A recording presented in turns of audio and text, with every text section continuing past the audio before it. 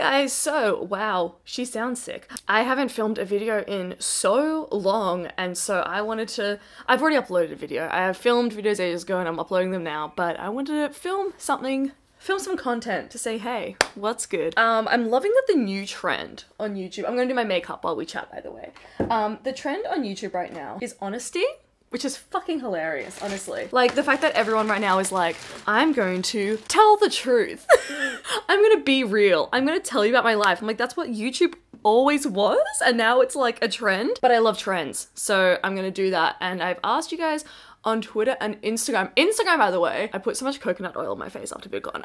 Instagram is now neonfiona. For a long time it was avocado royalty because, I don't know, a number of reasons of like wanting to keep I have a dry patch right here. I never really get dry patches. Oh my god. Yeah, my Instagram was avocado royalty for a long time. I liked having a social media platform that people from work or my family or like just life outside of the internet could go to without knowing about neonfiona. But now, I don't know. I feel like I'm out everywhere. That was a huge part of it, was like not wanting to come out the entire world. This dry patch is so ugly. Do you guys ever get dry? I never get dry patches, and there's just this little bit here. Yeah, I wasn't out to a lot of people before, but now I'm just like, whatever. And I care more about having consistent brand than I do about seeming straight to people, which is nice. The trend is being honest, and so we're gonna do that here on youtube.com/neonfiona, and we've asked people on Twitter and Instagram what they want me to talk about and what I should be honest about. The first one was VidCon. Ooh, VidCon tea. I can't believe I said tea on my channel. I wanna fucking scream. But I went to VidCon over last weekend, and spoiler, I had a great time. I don't know, like, I wasn't a featured creator. There's always next year. What's good, Hank? But I did go as Riley's +1. You know, perks of having a girlfriend more famous than you. Ew, there's a dry patch here too. Gross. One thing from VidCon that I didn't like is that I was wearing like full glam all weekend. Oh my god, there's so much oil over my face. I was wearing full glam all weekend, and the makeup wipes that we brought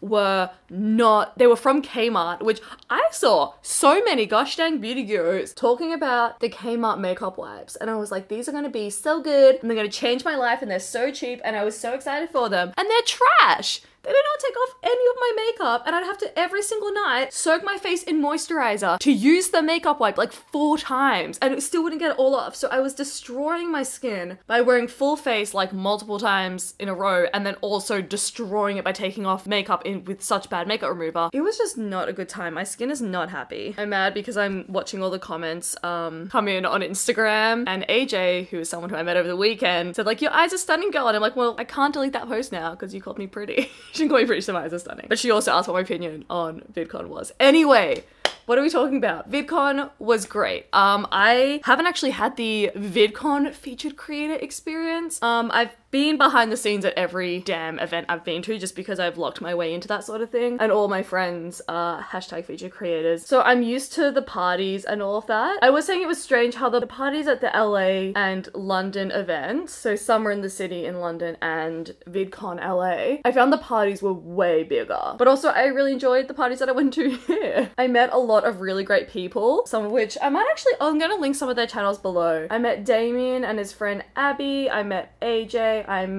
just remembering those ones because they just commented on my photo. I met someone called Tanya Hennison or something. Tanya Hennison? I don't know. But she was great, and she said that I look like a sex robot. Actually, I think Damien afterwards said that he was the one who said I look like a sex robot. But it really gave me a lot of confidence because, truth be told, I've briefly touched on this, but I get so much body anxiety around events. Like, my main insecurity is my physical appearance, and events just really bring that out of me because 1, you're surrounded by like so many super hot people. 2, it's people like seeing you in person after how you perceive yourself online, and I'm not one for like face tuning my body to like super unrealistic standards or shying away from stuff, but like, I like my angles, I like how I present myself online, and so I'm always scared, even though no, I'm not like catfishing the world, that like someone's gonna come and be like, wow, like you look so different in person. And also people just taking photos and filming the whole time, and so like I'm kind of just sat there like, please no one catch me at a bad angle, because it makes me want to have a fucking breakdown. So yeah, that's the state that I go into events with, where I'm just like kind of terrified of anything that's gonna happen. But it was really good. I only had like 2 mental breakdowns a day, which is always nice, and Riley was there, and she was obviously incredibly amazing at like helping me out, and I feel really bad because she was the one who had like panels, she did a keynote creator talk, she was moderating panels, and then I was just like, oh, so this weekend about you, where you have like loads of events on that can cause anxiety, I'm gonna be the one that needs all the help. So yeah, spoiler, Fiona has the most amazing girlfriend in the world. But yeah, I feel like I've just been rambling. It was a really good weekend. Oh my god, funniest part.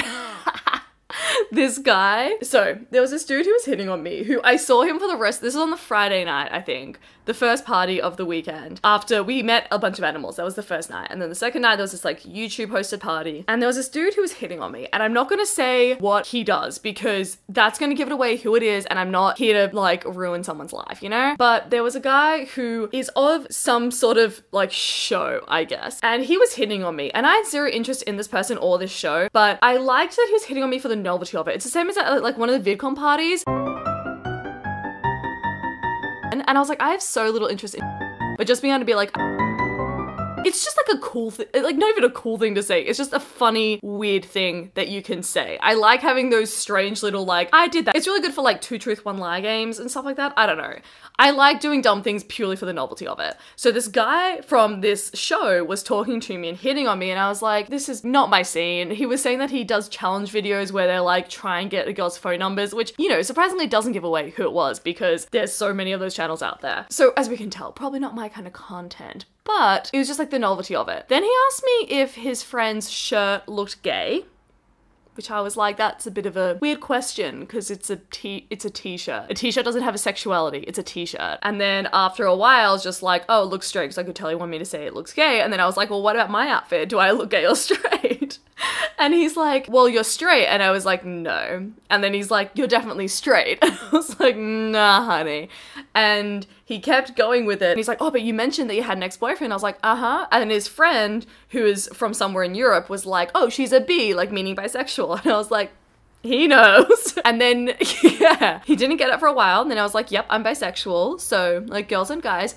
And then he started talking about the human centipede, which didn't get that connection, quite honestly. And then he started to describe in detail the threesomes that he imagines me having. And at that point, I'm just standing there with my champagne glass like, is this really what you want to be saying? Is this, hey, okay. And then eventually his mate or filmographer or something pulled him away. His friends were really sweet. I chatted to them over the weekend as well. I think I follow a few of them on Instagram now. Like, his friends were chill, but his friend just pulled him away. He's like, mate, you were digging a hole. So that was one of my favorite parts of VidCon, and then the rest of the event, he just avoided me. I made eye contact with him once, and I was like, I smiled at him, because I'm like, I'm not here to make shit awkward, you know? Who cares? It's VidCon. And yeah, he just like pretended to hide from me as if it was a joke, but I'm like, I know you're scared. So that's that. Riley gave a keynote. I only saw a few of the keynotes, and 2 of my favorites were Hank Green's and Riley's. Hank gave like a lot of advice, like really practical advice for creators, such as like, read your damn contract, don't sign something that lasts more than 2 years, etc. And Riley's was about like how trans people don't have to make trans content, because Riley's content isn't about like her transition and shit, and I think that's really cool. But yeah, no, overall, like I had a really positive experience. I did find it really funny at the end of VidCon. Basically, after conventions, I like check out. Do you know what I mean? Like you get to a point where you're like, I'm done. Like I have exhausted all of my energy. My friend Dave and I just got off main stage, and then suddenly, like, it was like I hit the wall. I was like, I'm done. I went upstairs, I got into my pajamas and went and bought a Subway sandwich, and then we just sat in the hotel room for like 2 hours just stretching and chatting shit. And that was great until we had to go out. And so we get dragged to this bar, and I'm like, if you could see my energy levels, I was just like, yeah, hi, cool. Like I just had nothing. My eyes are dead. I'm gonna insert a photo here that I took there, because my eyes, like there's literally no life in my eyes. And I was sat in the corner of this bar, like sipping my drink bottle. The bartender didn't even come up to me and be like, you shouldn't be drinking like outside drinks here, because he could tell it wasn't vodka. I'm not trying to get turned up. I'm just trying to sit in my Pokemon Go t-shirt and leggings and VidCon hoodie, just sipping my water and being that person. By the way, I'm wearing the Instagram sweatshirt. They come in this like really high neck thing, so obviously I've cut off the shoulder and made it cropped. Where's my eyeliner? There she is. I met so many great people, and it was really fun to be immersed in the YouTube community in Australia, because since I got here, I don't have friends who do YouTube in Australia, like until last weekend. Now I have so many best friends. But yeah, I hadn't been like immersed in that culture until VidCon, and I have like my whole world in London is YouTube, and a lot of my friends in LA are YouTube based, so it was cool to like be surrounded by that again. I know I always joke about like wanting to get away from that in London, but now I'm just like, oh yay, like people who get the internet and who understand. It was really cool. It was good. I'm just gonna apply my eyeliner and not talk for a second. Somebody asked me what I think VidCon could have done better. I love how some of you know that like I probably had a really good time just because like from my social media you could tell that I had a really good time, so you're like, give us tea. What they could have done better is put me on panels, and that sounds so silly because I know that I'm not the most hashtag famous YouTuber, and obviously they have reasons for picking the people that they put on different panels, but whenever I see a panel about LGBT stuff or harassment online and I'm not on it, or Riley's not on it, but like obviously like I care more about me, I want to be on it. Every time I see panels like that, it just kind of drives me up the wall. It doesn't actually drive me up the wall. I feel that I have so much to say about both of those topics, because while obviously the people that they choose for those panels are incredible, and they did a really good job of having like more than one trans person on a panel for the LGBT one, which I love, and they had people of color, which like so many times LGBT panels can just be like cis people and very white, and there's so much more to the LGBTQ plus experience than just that. So I really loved what they did with the LGBT panel at VidCon Australia. So you know what, I'm not going to throw a little hissy fit about not being on that one, but any panel about trolling and harassment, like if you're new here, I've been through it. I feel that my experience, mostly just from dating my wonderful girlfriend, but my experience on YouTube has been so shaped by harassment in the last 2 years. Like I've shut down my channel, I've had videos with like 4 million views, like videos by other people that get 4 million views about me. I've had people like dedicate channels to just talking about me. I've had people re-upload videos once I've privated them because they're like, hey guys, here's how you can roast this girl even further, even though she shut down her channel because she can't deal with the harassment anymore. I've dealt with losing friends from all the harassment, where in the past, like people who, well obviously they weren't like friends because no good friend would deal with that, but I've had people harass me online, and then people who were in my social circle completely side with that person or just not say anything in my defense because they're like, you know, they just see it as like not their problem, even though I believe what I'm standing up for is correct. I don't know. You know, I've dealt with quite the extreme side of harassment on YouTube, and so this goes for like any YouTube event like VidCon, Somewhere in the City, etc. When I'm not on those panels and I talk to people who are on those panels who I'm friends with, and they're just like, yeah, I don't really know why I'm there. Like, I don't get harassment online. Like, of course, when you're a big YouTuber and you have like 6 million subscribers, you're gonna get someone saying changed or you're shit or I don't like you. That 100% happens, but so I'm gonna put my hair behind my ears. I look like a bit of a, oh wow, she's looking rough. There's a huge culture on YouTube of harassment, and it's largely focused on either my appearance, to do with my weight. There's a 20-minute long video out there just about how I'm fat, which is like, do you know what I mean? Like, who has the time for that? It's mental. Or they're saying that I'm not bi enough. They think that because I'm not currently dating like a cis man, a cis girl, a trans guy, a trans girl, non-binary, that I'm not bisexual. Like, it's really under scrutiny for me, which is funny, mostly because y'all don't know my life. My girlfriend and I are non-monogamous, and I like date other people. So it is really funny when people are like, she's not dating anyone, or like, she's not doing this, she's like never been with this person, so how can she speak on this experience? And I'm like, oh honey, like you don't know my life. There are videos about how I'm not bisexual, there are videos about my weight, there are videos about my relationship, there are videos about my sex life. There's just a lot of content out there, and that's really reflected in my comment section, which by the way, I censor the hell out of. And no, it's not fucking actual censorship, because you're not going to jail for your opinion, you're just not having your shitty opinion on my videos. I don't know if I've ever talked about that, but I just refuse to have that trash on my channel anymore. Anyway, so what I would change about VidCon is put me on panels. But like, I don't know if there's many people who say that. I'm not even asking to be like a featured creator. It's literally just, I feel that I have an important voice and important perspective that I could put forward to these sorts of things. And that's why I want to be on them. Literally just so that people can understand where I'm coming from. But other than that, from my perspective, again, I went as a +1 to a featured creator, so I wasn't there as a fan or anything. Other than that, I found that my experience was really great. Sorry if you wanted the sick burns, but you know, the lounges were fantastic. I think that the security was really good. Obviously, I'm not like bloody whoever the most famous person there was. I wasn't Liza Koshy walking around, but I could see security everywhere that I went, and friends of mine who had large audiences didn't feel unsafe walking around. It's a much smaller event than LA VidCon, which is like to be expected. Obviously, it's Australia versus America, which isn't a positive or a negative, it's just a fact. But yeah, I had a really good time. I think that all the hashtag big YouTubers that I met were super lovely. I found it was really funny because I actually don't know much much about Australian YouTube. Like, I don't know what Australian YouTube is. And I'd meet people and we'd have like a really great chat. And then like on the main stage or the closing show, they're like, this person has like 8 million subscribers. Welcome this one. And I was like, oh, cool. I met them earlier. Like, I didn't actually know that they were Mr. Big Shot. So yeah, it sounds dumb. I didn't have any negative experience. I met Hank Green. He was really sweet. I met loads of the executive staff. I don't know if they're all executive staff. They had like a staff badge on. But all the staff there was really, really nice. And there were some that we would like have sit down drinks with and stuff. And they were really cool. And I managed to find like a group, like literally our group was just like a bunch of queers. My makeup's done and I've run out of things to say about, ow, I poked myself in the eye. I'm sorry if you came here for the hashtag vidcon tea, but there isn't much. It was a good event. I thought it was very well executed. It was really well organized. I know that like when Riley was running from panel to panel, process behind it all was very good. Oh, and also I met so many of you guys. How did I not mention that? I met a bunch of people. There were just so many really, really sweet people. There were 2 people who just came up and like took a photo and ran away. And I'm like, do you want to say hi? Do you want to chat? Like, if you've met me before IRL and you watch my videos, you'll know that like I'm so down to like have a conversation and chat. And then I just find it really funny when people run up and are just like, whoa, hey, selfie, and then run off again. I'm like, oh, bye.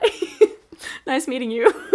But yeah, no, I found it was a really good weekend. It was really funny, actually. One thing I found funny was when I'm in London, people recognize me a lot more because most of my subscribers are there. What's good UK? The people would either know me as the girl from We the Unicorns, because I used to work for them and I did videos with them. The girl from the Tom Scar videos, because I did sketches with Tom. The girl who's friends with Dodie, because Dodie's huge over there and I'm friends with Dodie, and I'd be like in an Instagram photo once and everyone's like, whoa, it's the girl who's friends with Dodie. Or like me, like neonfiona, what's good?